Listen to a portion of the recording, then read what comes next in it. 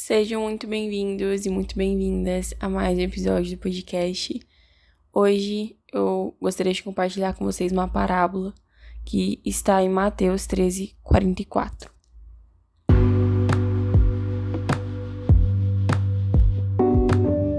Eu me chamo Aimee e eu apresento esse podcast desde o ano de 2021, em que ele foi criado. A palavra do Evangelho tem como objetivo propagar as boas novas de salvação e te ajudar na sua caminhada em seu dia a dia com Jesus. Eu espero que você goste e seja edificado por esse conteúdo. Primeiramente, eu gostaria de começar então lendo a nossa parábola que se encontra lá em Mateus 13:44. Eu vou ler na versão ARA, que eu amo essa versão, especialmente nessa parábola específica, e acredito que vocês vão entender por quê no decorrer do episódio, mas vamos lá. Diz assim a palavra de Deus: O reino dos céus é semelhante a um tesouro oculto no campo, o qual certo homem, tendo-o achado, escondeu, e transbordante de alegria, vende tudo o que tem e compra aquele campo.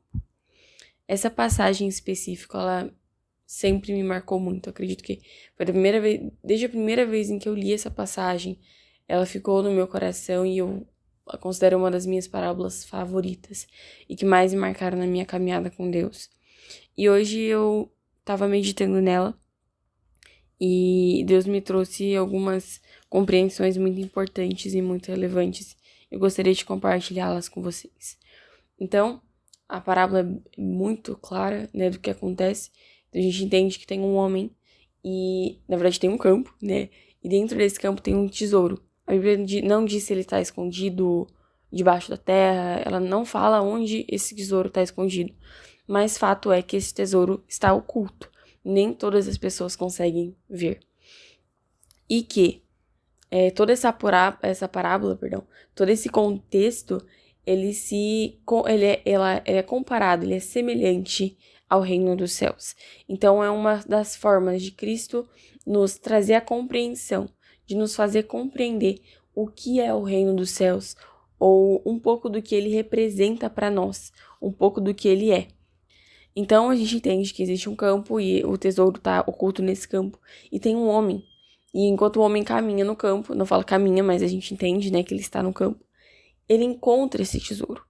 E quando ele encontra esse tesouro, ele esconde de novo, vai embora. E aqui a Bíblia diz, tem versões que fala fica tão feliz, que se eu não me engano é a NTLH, mas essa que eu li fala transbordante de alegria.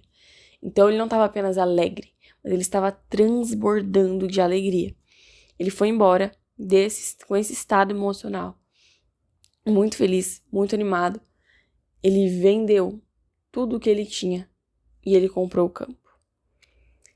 E a primeira coisa que Deus me trouxe à meditação é de que aquele homem só poderia ter o tesouro que estava no terreno se comprasse o terreno, se comprasse o campo.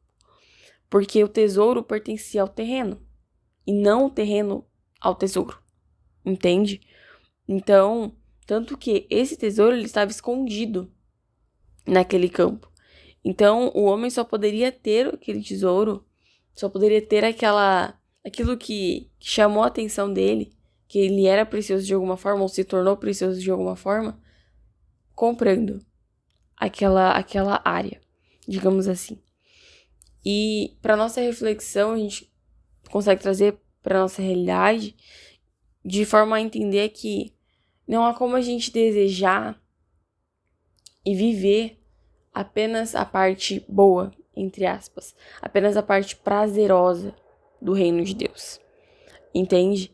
Não tem como, porque um tesouro, né, quando a gente fala tesouro é algo bom, tesouro é algo que nos traz um certo conforto, que nos traz uma alegria, que nos traz um certo prazer, tanto que o homem foi embora transbordante de alegria, né, não é à toa.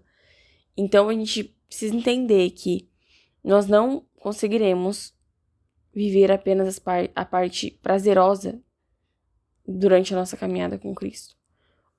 Ou é tudo, ou é o reino com os sofrimentos que ele nos oferece aqui nessa terra, com as tristezas muitas vezes que nós iremos enfrentar, mas também com as alegrias, ou não é nada, não é o reino de Deus, mas sim o mundo. Então, Deus não quer uma entrega parcial, Deus não quer metade do nosso coração, Deus não quer metade dos nossos desejos, Ele quer o nosso ser por inteiro. E não pense que eu falo isso de forma fácil, como se isso fosse fácil para mim, ou como se eu estivesse imune, né, de alguma forma a isso. Eu não estou. Sou crente, sou humana, sou carne, assim como você. Tenho dilemas, tenho dificuldades, assim como você. Mas o que eu quero exortar o nosso coração nesse momento é isso. É de que Deus, Ele deseja que a gente ame Ele com todas as nossas forças, com todo o nosso entendimento, com todo o nosso ser, com tudo que a gente tem e com tudo que a gente é. O reino nos custa tudo. Jesus, ele vai dizer, se eu não me engano, mesmo no livro de Mateus, ele vai nos dizer a respeito da necessidade que nós temos de calcular o custo. Jesus fala, né? Se você quer ser meu discípulo, se você quer me seguir, você precisa deixar tudo. Você precisa me amar mais do que você mesmo. Você precisa me amar mais do que os bens dessa terra. Você precisa me amar mais do que você ama seus pais. Você precisa me amar mais do que você ama o dinheiro, do que você ama o seu trabalho. Você precisa me amar mais que tudo e todas as coisas.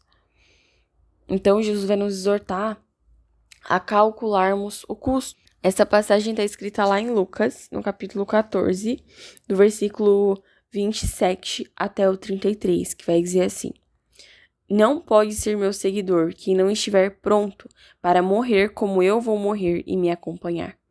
Se um de vocês quer construir uma torre, primeiro senta e calcula quanto vai custar para ver se o dinheiro dá.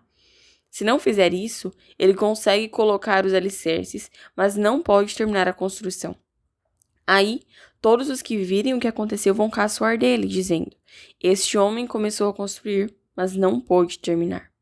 Se um rei que tem 10.000 soldados vai partir para combater outro que vem contra ele com 20.000, ele senta primeiro e vê se está bastante forte para enfrentar o outro.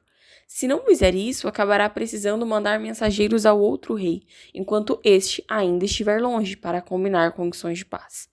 Jesus terminou dizendo: Assim, nenhum de vocês pode ser meu discípulo, se não deixar tudo o que tem. Então, mais uma vez, né, a gente consegue perceber esse princípio nas Escrituras, de que se nós não nos rendermos a nossa vida ao Senhor, ao reino de Deus, nós não conseguiremos desfrutar dele, nós não conseguiremos viver com Cristo, entende? Não há como ser discípulo de Cristo e não viver conforme ele viveu. Não há como se dizer cristão e não viver conforme as Escrituras sagradas. Então, assim, a gente precisa entender o quão sério e o que isso requer de nós. Porque o tesouro, ele é apenas uma parte do terreno, ele é apenas uma parte do campo, não é tudo.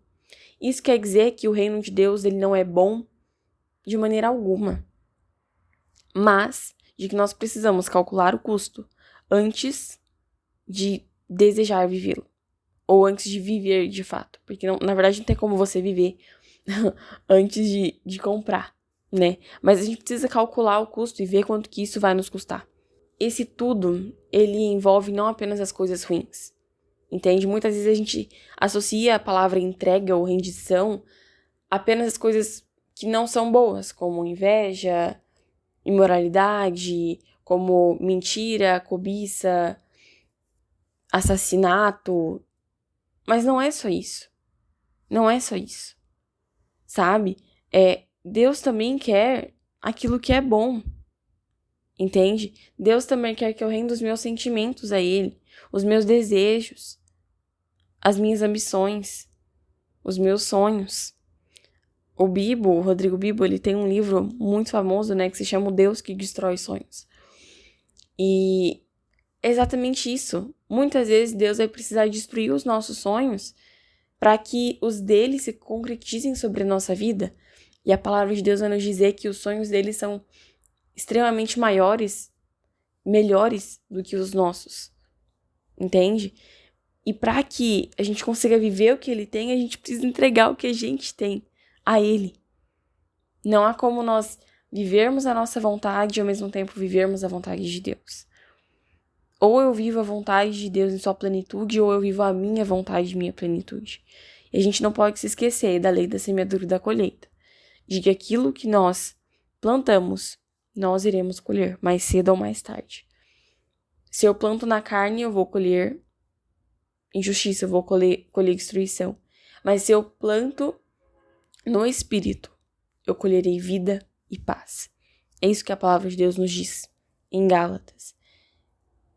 Então, que a gente tenha isso associado à nossa mente, de que entrega não é restrito apenas às coisas ruins, não é restrito apenas às coisas más.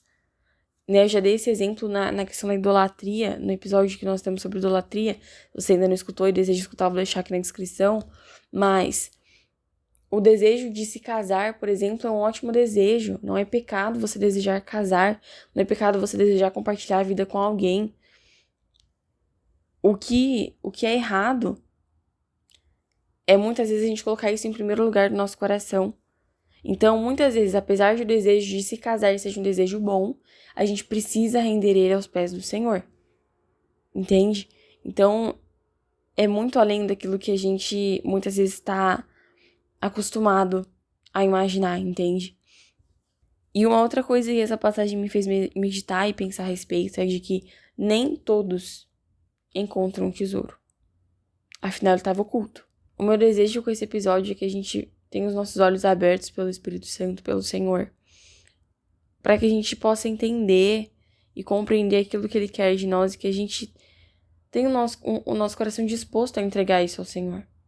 Nós tenhamos essa consciência de que o reino vai nos custar esforço, de que o reino vai nos custar dedicação, coragem, renúncia, mas de que tudo isso vale a pena. De que tudo isso vale a pena para aquilo que nos traz uma alegria transbordante. Porque o mundo não nos pode trazer essa alegria. O mundo não nos traz a paz que Cristo nos traz. O mundo não nos dá o amor que Cristo nos deu e nos dá. Então, apesar de muitas vezes ser difícil, que nós não venhamos nos esquecer que nós temos o Espírito Santo, que nós temos a graça de Deus e a misericórdia dele sobre nossas vidas. E que isso não seja algo que a gente venha tomar como vantagem, mas que a gente venha entender e compreender de que isso é, mais uma vez, o caráter fidedigno de Deus se mostrando a nós. Mais uma vez, Deus mostrando de que nós não somos nada e de que sem Ele nós não podemos ter vida. Enfim, era isso que eu tinha para compartilhar com vocês hoje. Se o áudio ficou ruim, me perdoa, eu tô fazendo no celular, gravando no celular. Inclusive, gravar assim me lembra muito a IME de 2021, de 2022, quando eu gravava no meu quintal, então, tipo, os passarinhos cantavam e dava pra escutar no podcast. E, enfim, uma fase muito boa. E episódios também muito bons, que até hoje me marcam, foram gravados nesse período. Se você quiser também dar uma olhada, é só você entrar aqui no nosso podcast que ainda tá disponível. Nos primeiros episódios, até você rolar até lá embaixo, você vai achar. Mas é isso. Muito obrigada por ter me escutado até aqui. Segue a gente no nosso Instagram, ele tá aqui embaixo na descrição. Que Deus abençoe sua vida. E é isso, até a próxima semana.